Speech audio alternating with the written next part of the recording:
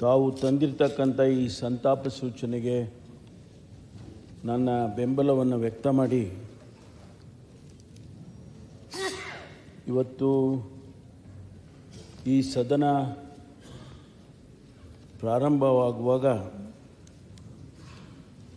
ನನಗನ್ನಿಸ್ತು ಕಳೆದ ಸದನದಲ್ಲಿ ಅಧಿವೇಶನದಲ್ಲಿ ಸನ್ಮಾನ್ಯ ಮೇಟಿಯವರು ನಮ್ಮ ಜೊತೆಯಲ್ಲಿದ್ದರು, ಅಧಿವೇಶನದಲ್ಲಿ ಕೂಡ ಭಾಗವಹಿಸಿದರು. ಒಬ್ಬ ಸಾಮಾನ್ಯ ಕುಟುಂಬದಿಂದ ಬಂದಂಥ ವ್ಯಕ್ತಿ ಯಾವ ರೀತಿ ಸಮಾಜ ಸೇವೆಯಲ್ಲಿ ಮೇಲಕ್ಕೆ ಬರ್ಬೋದು ಅನ್ನೋದರ ಒಂದು ನಿದರ್ಶನ ಮೇಟಿಯವರು ಅಂತೇಳಿ ನಾನು ಅಂದ್ಕೊಳ್ತೇನೆ. ಒಂದು ರೈತರ ಕುಟುಂಬದಿಂದ ಬಂದು, ಸಾಮಾನ್ಯ ಕುಟುಂಬ, ಅವರೇನು ಅನುಕೂಲಸ್ಥರು ಅಂತ ಹೇಳಿ ನಾನು ಅಂದ್ಕೊಳ್ಳೋದಿಲ್ಲ. ಅಲ್ಲಿಂದ ಪಂಚಾಯಿತಿ, ಮಂಡಳ ಪಂಚಾಯಿತಿ, ಆಗೆಲ್ಲ ಮಂಡಳ ಪಂಚಾಯಿತಿ ಇದ್ದದ್ದು, ಮಂಡಳ ಪಂಚಾಯಿತಿಯ ಸದಸ್ಯರಾಗಿ ಮಂಡಳ ಪಂಚಾಯಿತಿ ಅಲ್ಲಿಂದ ಲೋಕಸಭೆಗೆ ಹೋಗ್ತಾರೆ. ಒಬ್ಬ ಪ್ರಜಾಪ್ರಭುತ್ವದ ವಿಶೇಷತೆ ಏನು ಅಂತೇಳಿದರೆ, ಒಬ್ಬ ಸಾಮಾನ್ಯ ಮನುಷ್ಯ ಕೂಡ ಎಲ್ಲಿಯವರೆಗೂ ಹೋಗ್ಬೋದು, ಪಾರ್ಲಿಮೆಂಟಲ್ಲಿ ಲೋಕಸಭೆಯಲ್ಲಿ ಸದಸ್ಯನಾಗ್ಬೋದು ಅನ್ನೋದಕ್ಕೆ, ಪ್ರಜಾಪ್ರಭುತ್ವದ ಅವಕಾಶಗಳು ಹೇಗೆ ಅನ್ನೋದಕ್ಕೆ ಇದು ನಿದರ್ಶನ. ಇದು ಮೇಟಿಯವರು ನನಗೆ ವೈಯಕ್ತಿಕವಾಗಿ ಭಾಳ ಆತ್ಮೀಯ ಸ್ನೇಹಿತರು. ಅವರು ನಾವು ಬಂದಂಥ ಸಂದರ್ಭದಲ್ಲೇ 89ರಲ್ಲಿ ನಾನು ಮೊದಲನೇ ಬಾರಿಗೆ ಶಾಸಕನಾಗಿದ್ದು, ಅದೇ ಸಂದರ್ಭದಲ್ಲೇ ಅವರು ಕೂಡ ಶಾಸಕರಾಗಿ ಬಂದರು. ಭಾಳ ಸರಳವಾದಂಥ ವ್ಯಕ್ತಿ. ಒಂದು ದಿವಸ ಅವರು ಗಡ್ಸಾಗಿ ಮಾತಾಡಿದ್ದು ನೋಡಿಲ್ಲ ನಾನು. ಒಬ್ಬ ಸಜ್ಜನ. ಮಾನ್ಯ ಮುಖ್ಯಮಂತ್ರಿಗಳು ಹೇಳುವಾಗ ಲಾಯಲ್ಟಿ ಬಗ್ಗೆ ತಾವು ಹೇಳಿದ್ರಿ. ಬಹುಶಃ ಮಾನ್ಯ ಮುಖ್ಯಮಂತ್ರಿಗಳಿಗೆ, ಸಿದ್ದರಾಮಯ್ಯನವರಿಗೆ ಇನ್ನೊಬ್ಬ ಲಾಯಲ್ ಆಗಿದ್ದಂಥ ವ್ಯಕ್ತಿ ಇರಲಿಕ್ಕೆ ಸಾಧ್ಯ ಇಲ್ಲ. ಅಷ್ಟು ಲಾಯಲ್. ಅವ್ರಿಗೆ ಗೆರೆ ಹಿಂಗೆ ಹಾಕಿದರೆ ಅದು ದಾಟ್ತಾ ಇರಲಿಲ್ಲ ಅಂತಕ್ಕಂಥದ್ದು. ನನಗೆ 2013ರಲ್ಲಿ ನಾನು ಪ್ರದೇಶ ಕಾಂಗ್ರೆಸ್ ಸಮಿತಿ ಅಧ್ಯಕ್ಷನಿದ್ದೆ. ಮಾನ್ಯ ನಾಯಕರು ಅವತ್ತು ನಮ್ಮ CLP ನಾಯಕರಿದ್ದರು. ನಾವು ಪ್ರತಿ ಕ್ಷೇತ್ರಕ್ಕೂ ಚುನಾವಣೆಯ ಪ್ರಚಾರಕ್ಕೆ ಹೋಗ್ತಾ ಇದ್ದೆವು. ನಮ್ಮ ಅಖಿಲ ಭಾರತ ಕಾಂಗ್ರೆಸ್ ಪಕ್ಷದ ಪ್ರಧಾನ ಕಾರ್ಯದರ್ಶಿಗಳು ನಾವೆಲ್ಲ ಹೋಗ್ತಾ ಇದ್ವಿ. ಬಾಗಲಕೋಟೆಗೆ ಹೋದೋ ನಾವು. ಬಹುಶಃ ಸಂಜೆ 7 ಗಂಟೆ ಆಗಿತ್ತು. ಯಾವ ಕ್ಷೇತ್ರಗಳಲ್ಲೂ ಕೂಡ ನಾವು ಅಭ್ಯರ್ಥಿಯನ್ನು ಪ್ರಕಟಣೆ ಮಾಡ್ತಿರಲಿಲ್ಲ.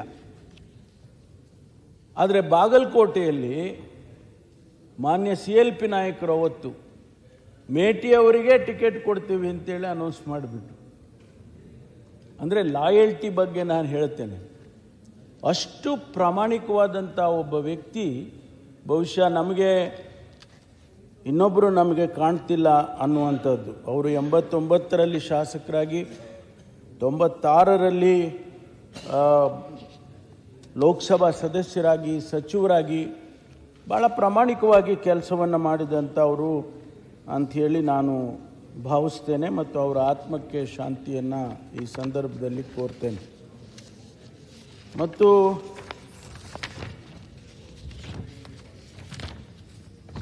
ದೇವರಾಜ್ ಅವರು ಕೂಡ 89ರಲ್ಲೇ ಬಂದಂಥವ್ರು ಶಾಸಕರಾಗಿ, ಒಬ್ಬ ಕಾರ್ಪೊರೇಟ್ರಾಗಿ. ಭಾಳ ಸಾಮಾನ್ಯ ಕುಟುಂಬ ಅವರದ್ದು ಕೂಡ. ಅವರು ಈ ಹೂವನ್ನು ಮಾರ್ತಾರಲ್ಲ, ವ್ಯಾಪಾರಸ್ಥರು, ಹೂವಿನ ವ್ಯಾಪಾರಸ್ಥರಾಗಿ ಆ ಸಿಟಿ ಮಾರ್ಕೆಟ್ನಲ್ಲೇ ಅವ್ರದ್ದು ಕಾರ್ಯವ್ಯಾಪ್ತಿ ಅಲ್ಲೇ. ಅಲ್ಲಿಂದ ಒಬ್ಬ ಶಾಸಕನಾಗಿ ಬಂದು, ಅದು ಬೆಂಗಳೂರು ಪಟ್ಟಣದಲ್ಲಿ ಹಿಂದುಳಿದ ಸಮುದಾಯದಿಂದ ಬಂದಂಥವರು ಶಾಸಕರಾಗೋದು ಭಾಳ ಕಷ್ಟ.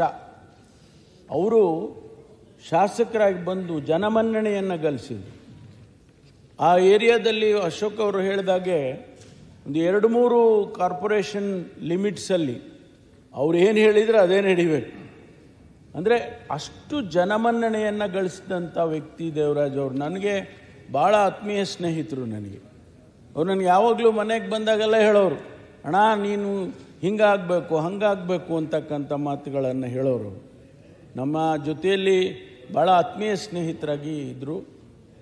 ಅವರು ಎಷ್ಟು ಪ್ರೀತಿಗೆ ಅಥವಾ ಗೌರವಕ್ಕೆ ಗಂಟು ಬೀಳ್ತಾ ಇದ್ರು ಅನ್ನೋದಕ್ಕೆ ಎಸ್.ಎಂ. ಕೃಷ್ಣ ಅವರಿಗೆ ಅವರವರ ಕ್ಷೇತ್ರವನ್ನೇ ಬಿಟ್ಟುಕೊಟ್ರು.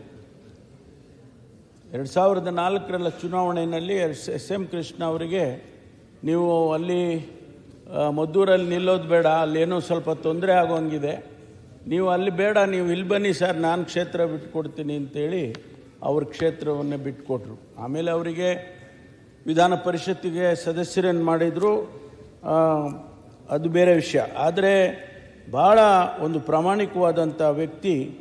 ಅವರಿಗೆ ನೋಡಿ ಹೇಗಿದೆ, ಇದೆಲ್ಲ ಒಂದೊಂದು ರೀತಿಯಲ್ಲಿ ವಿಶಿಷ್ಟತೆ ಹೇಗಿರುತ್ತೆ ಅಂತೇಳಿ. ಅವರು ಹುಟ್ಟಿದ ದಿವಸನೇ ಅವರು ತೀರ್ಕೋಬೇಕಾ? ವಿಧಿ ನಿಯಮ ಹೇಗಿರ್ತದೆ ಅಂತೇಳಿ ನಾವೇನು ಹೇಳಕ್ಕೆ ಬರೋದೇ ಇಲ್ಲ. ಅವರು ಮೈಸೂರಿಗೆ ಹೋಗಿ ಚಾಮುಂಡಿ ತಾಯಿಯ ದರ್ಶನ ಮಾಡಿ ಆ ಹುಟ್ಟುಹಬ್ಬವನ್ನು ಆಚರಣೆ ಮಾಡ್ಕೋಬೇಕು ಅಂತ ಹೋದರೆ ಆ ಹುಟ್ಟುಹಬ್ಬದ ಸಂದರ್ಭದಲ್ಲೇ ಅವರು ದೈವಾಧೀನರಾಗ್ತಾರೆ ಅಂತ ಹೇಳಿದರೆ ಇದು ವಿಧಿ ನಿಯಮ ಅಲ್ಲದೆ ಬೇರೆ ಏನೂ ಇರಲಿಕ್ಕೆ ಸಾಧ್ಯ ಇಲ್ಲ. ಹಾಗಾಗಿ ಅವರ ಆತ್ಮಕ್ಕೂ ಕೂಡ ನಾನು ಶಾಂತಿಯನ್ನು ಕೋರ್ತೇನೆ. ಅದೇ ರೀತಿ ನಮ್ಮ ಶಿವಶರಣಪ್ಪ ಗೌಡ ಪಾಟೀಲ್ ಅವರು ಕೂಡ ಅವರೊಬ್ಬ ರೈತ ಕುಟುಂಬದಿಂದ ಬಂದಂಥವರು ತಾಲೂಕು ಬೋರ್ಡ್ ಅಧ್ಯಕ್ಷರಾಗಿ, ತುಂಗಭದ್ರಾ ಅಣೆಕಟ್ಟು ಮಂಡಳಿ ಹಾಗೂ ಹಟ್ಟಿ ಚಿನ್ನದ ಗಣಿ ಅಧ್ಯಕ್ಷರಾಗಿ ಕೆಲಸ ಮಾಡಿ 11ನೇ ವಿಧಾನಸಭೆಗೆ ಚುನಾಯಿತರಾಗಿ ಬಂದಂಥವರು. ಅವರ ಆತ್ಮಕ್ಕೂ ಕೂಡ ಶಾಂತಿಯನ್ನು ಕೋರ್ತೇನೆ. ಸಾಲುಮರದ ತಿಮ್ಮಕ್ಕ, ಬಹುಶಃ ಅಶೋಕ್ ಅವರು ಹೇಳಿದಾಗೆ ಇವತ್ತು ಕರ್ನಾಟಕದ ಮನೆ ಮಾತಾಗಿರ್ತಕ್ಕಂಥದ್ದು. ನೋಡಿ ಹೇಗೆ ಒಬ್ಬ ಸರಳ ವ್ಯಕ್ತಿ ಎಲ್ಲಿಂದಲೋ ಹುಟ್ಟಿ ಬೆಳೆದು ಸಂದರ್ಭಗಳು ಹೇಗೆ ಬರುತ್ತೆ ಅಂತೇಳಿ ಮಕ್ಕಳಾಗಲಿಲ್ಲ, ಮಕ್ಕಳನ್ನು ಆಗಲಿಲ್ಲ ಅಂತ ಹೇಳಿ ಅನೇಕ ಜನ ಮಕ್ಕಳಾಗಲಿಲ್ಲ ಅಂತ ಹತ್ಕೊಂಡು ದೇವರಿಗೆ ಪೂಜೆ ಮಾಡಿ ಅದು ಮಾಡಿ ಇದು ಮಾಡಿ ಮಾಡೋದನ್ನು ನೋಡಿದೆವು ನಾವು. ಆದರೆ ಸಾಲುಮರದ ತಿಮ್ಮಕ್ಕ, ನಾನು ಗಿಡಗಳನ್ನು ಬೆಳೆಸ್ತೀನಿ, ಅದರ ಮೂಲಕ ಅವೇ ನನಗೆ ಮಕ್ಕಳು ಅನ್ನುವಂಥ ಕಲ್ಪನೆ ಬರುತ್ತಲ್ಲ. ಒಬ್ಬ ಸಾಮಾನ್ಯ ಮಹಿಳೆ, ಗ್ರಾಮೀಣ ಮಹಿಳೆ, ಬಡತನದಿಂದ ಬಂದಂಥವಳಿಗೆ ಅದು ಮನಸ್ಸಿಗೆ ಬರುತ್ತಲ್ಲ, ಅದೇ ಆಶ್ಚರ್ಯ ಅಂತಕ್ಕಂಥದ್ದು.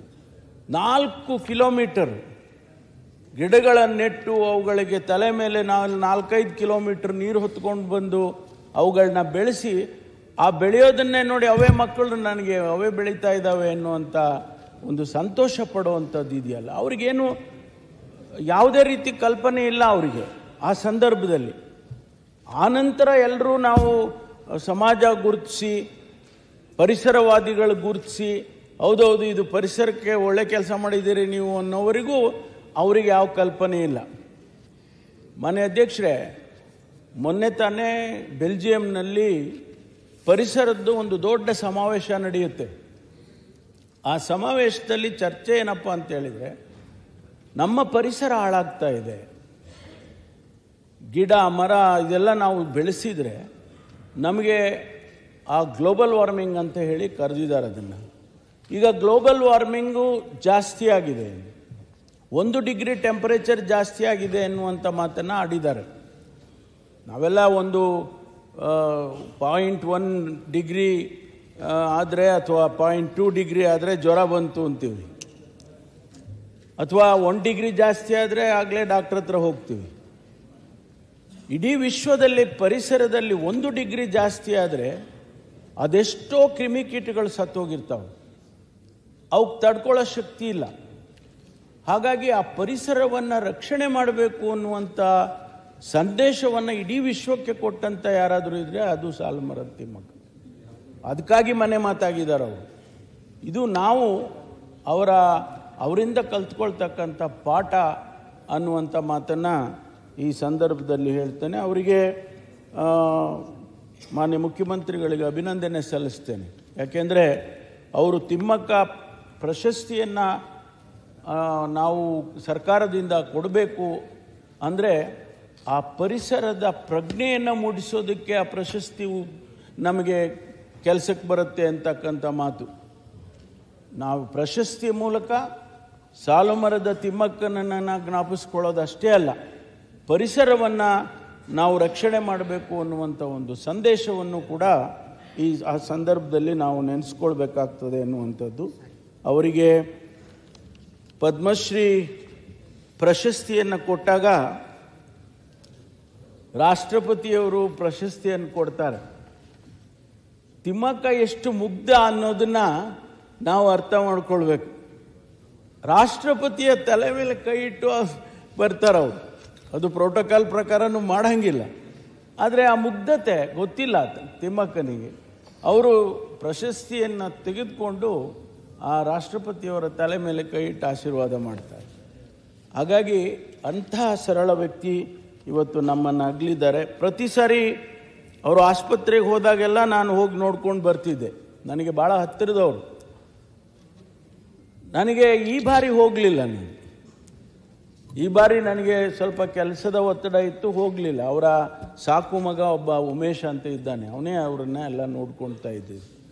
ಅವನು ಫೋನ್ ಮಾಡ್ದ, ಅಜ್ಜಿ ಏನೋ ಕೇಳ್ತಾ ಇದ್ದಾರೆ, ಬಂದು ಹೋಗಬೇಕು ಅಂತ. ಹೌದಪ್ಪ, ನಾಳೆ ಬರ್ತೀನಿ. ಅಷ್ಟರಲ್ಲಿ ಅವರು ನಿಧನರಾದರು. ಅವರ ಆತ್ಮಕ್ಕೂ ಕೂಡ ನಾನು ಶಾಂತಿಯನ್ನು ಕೋರೋದಕ್ಕೆ ಬಯಸ್ತೇನೆ. ಎಸ್ ಎಲ್ ಭೈರಪ್ಪನವರು ನಮಗೆ ಭಾಳ ಅವರ ಬಗ್ಗೆ ಎರಡು ಥರ ಅಭಿಪ್ರಾಯಗಳಿದ್ದಾವೆ. ಸಮಾಜದಲ್ಲಿ ಸಮಾಜಮುಖಿಯಾದಂಥ ಅನೇಕ ಕಾದಂಬರಿಗಳನ್ನು ಬರೆದದ್ದು, ಜೊತೆಗೆ ಎಲ್ಲೋ ಒಂದು ಕಡೆ ವಿಶ್ಲೇಷಣೆ ಮಾಡುವಾಗ ಒಂದಿಷ್ಟು ವಿವಾದಗಳನ್ನು ಕೂಡ ಹುಟ್ಟಿಹಾಕುವಂಥದ್ದು. ಸಾಮಾನ್ಯವಾಗಿ ಇದು ಬರುತ್ತೆ. ಒಂದು ಕಾದಂಬರಿಯನ್ನು ಬರೀತಕ್ಕಂಥ ಸಂದರ್ಭದಲ್ಲಿ ಸಮಾಜದ ನೈಜ ಸ್ಥಿತಿಯನ್ನು ಪ್ರತಿಬಿಂಬಿಸುವಂಥ ಕಾರ್ಯಕ್ರಮಗಳು ಮಾಡಿದಾಗ ಅಥವಾ ಅಂಥ ವಿಚಾರಗಳನ್ನು ಸಮಾಜಕ್ಕೆ ಚರ್ಚೆಗೆ ತಂದಾಗ ವಿವಾದಗಳು ಬರೋದೇ ಸಹಜ. ಆ ರೀತಿ ನಮ್ಮ ಭೈರಪ್ಪನವರು, ಎಸ್ ಎಲ್ ಭೈರಪ್ಪನವರು ಆ ಒಂದು ವಿವಾದವನ್ನು ಕೂಡ ಅನೇಕ ಸಂದರ್ಭದಲ್ಲಿ ಹುಟ್ಟಿಹಾಕಿದರು. ಮೈಸೂರು ವಿಶ್ವವಿದ್ಯಾನಿಲಯದಲ್ಲಿ ಚಿನ್ನದ ಪದಕವನ್ನು ತೆಗೆದುಕೊಂಡು ಪ್ರಾರಂಭ ಮಾಡಿದಂಥವರು ಅವರು ಅನೇಕ ವಿಶ್ವವಿದ್ಯಾನಿಲಯಗಳಲ್ಲಿ ಕೆಲಸ ಮಾಡಿದ್ದಾರೆ. ಗುಜರಾತ್ನಲ್ಲಿ ಕೆಲಸ ಮಾಡಿದ್ದಾರೆ, ಸರ್ದಾರ್ ಪಟೇಲ್ ಇದರಲ್ಲಿ, ಡೆಲ್ಲಿಯಲ್ಲಿ NCERT ಕೆಲಸ ಮಾಡಿದ್ದಾರೆ, ಮತ್ತು ಮೈಸೂರಿನಲ್ಲಿ ಕೆಲಸ ಮಾಡಿದ್ದಾರೆ ಉಪನ್ಯಾಸಕರಾಗಿ. ಅನೇಕ ರೀತಿಯಲ್ಲಿ ಸುಮಾರು 25 ಕಾದಂಬರಿಗಳನ್ನು, 30ಕ್ಕೂ ಹೆಚ್ಚು ಕೃತಿಗಳನ್ನು ಅವರು ರಚನೆ ಮಾಡಿದ್ದಾರೆ. ಬಹಳಷ್ಟು ಮೌಲ್ಯಾಯುತವಾದಂಥ ಕಾದಂಬರಿಗಳನ್ನು ಕೂಡ ಅವರು ಸಮಾಜಕ್ಕೆ ಕೊಟ್ಟಿದ್ದಾರೆ ಅನ್ನುವಂಥದ್ದನ್ನು ನೆನೆಸ್ಕೊಳ್ಬೇಕಾಗುತ್ತೆ. ಅವರಿಗೆ ಗುಲ್ಬರ್ಗಾ ವಿಶ್ವವಿದ್ಯಾನಿಲಯ ಡಾಕ್ಟರೇಟ್ ಕೊಟ್ಟಿದ್ದಾರೆ. ಪದ್ಮಶ್ರೀ, ಪದ್ಮಭೂಷಣ, ಸರಸ್ವತಿ ಸಮ್ಮಾನ್ ಇವೆಲ್ಲ ಪ್ರಶಸ್ತಿಗಳಿಗೆ ಭಾಜನರಾಗಿದ್ದಾರೆ.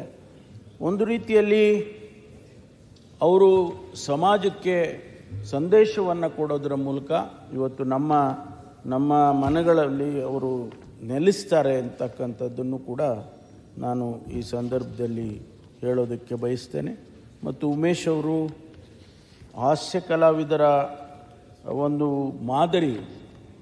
ಅವರನ್ನು ನೋಡಿ ನಮ್ಮ ಜಿಲ್ಲೆಯಲ್ಲಿ ನರಸಿಂಹರಾಜು ಅಂತೇಳಿ ಚಿತ್ರನಟರಿದ್ದರು, ಅವರು ಹಾಸ್ಯ ಕಲಾವಿದರು.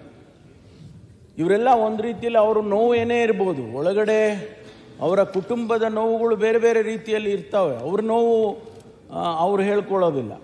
ಆದರೆ ಜನಗಳ ನೋವನ್ನು ದೂರ ಮಾಡಬೇಕು ಅನ್ನುವಂಥ ದೃಷ್ಟಿ ನೋಡಿ ಹೇಗಿದೆ. ಅವರು ಉಮೇಶ್ ಅವರು ಆ ದಾರಿಯಲ್ಲಿ ಬಂದಂಥವ್ರು. ಹಾಗಾಗಿ ಅವರು ಕೂಡ ಒಬ್ಬ ಪಿಯಾನೋ ವಾದಕರಾಗಿ, ಕುಂಚ ಕಲಾವಿದರಾಗಿ, ಹಾರ್ಮೋನಿಯಂ ವಾದಕರಾಗಿ ಕೂಡ ಖ್ಯಾತಿಯನ್ನು ಗಳಿಸಿದರು ಅನ್ನುವಂಥದ್ದು. ಇದು ಭಾಳ ವಿರಳ, ಇದು ಭಾಳ ರೇರ್, ಇದು ಅಂಥ ಕಾಂಬಿನೇಷನ್.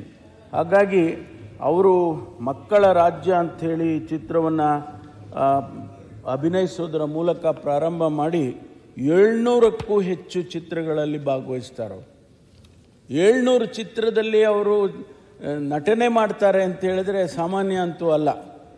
ಹಾಗಾಗಿ ಅವರ ಆತ್ಮಕ್ಕೂ ಕೂಡ ಶಾಂತಿಯನ್ನು ಕೊಡ್ತೇನೆ. ಮಾನ್ಯ ಅಧ್ಯಕ್ಷರೇ, ಈ ಎಲ್ಲ ಮಹನೀಯರಿಗೆ ಈ ಸದನ ಗೌರವವನ್ನು ಸಲ್ಲಿಸ್ತಾ ಇದೆ. ನಾನು ಕೂಡ ತಾವು ತಂದಿರತಕ್ಕಂಥ ಸಂತಾಪ ಸೂಚನೆಗೆ ಬೆಂಬಲವನ್ನು ಕೊಡೋದರ ಮೂಲಕ ನನ್ನ ವೈಯಕ್ತಿಕವಾದ ಸಂತಾಪವನ್ನು ಕೂಡ ಸೂಚಿಸ್ತೇನೆ ಅಂತಕ್ಕಂಥ ಮಾತನ್ನು ಹೇಳಿ ನನ್ನ ಮಾತು ಮುಗಿಸ್ತೇನೆ. ಸನ್ಮಾನ್ಯ ಸಭಾಧ್ಯಕ್ಷರೇ, ತಾವು ತನ್ನಂಥ ನಿರ್ಣಯ ನಾನು ಬೆಂಬಲಿಸ್ತಾ ಇದ್ದೀನಿ.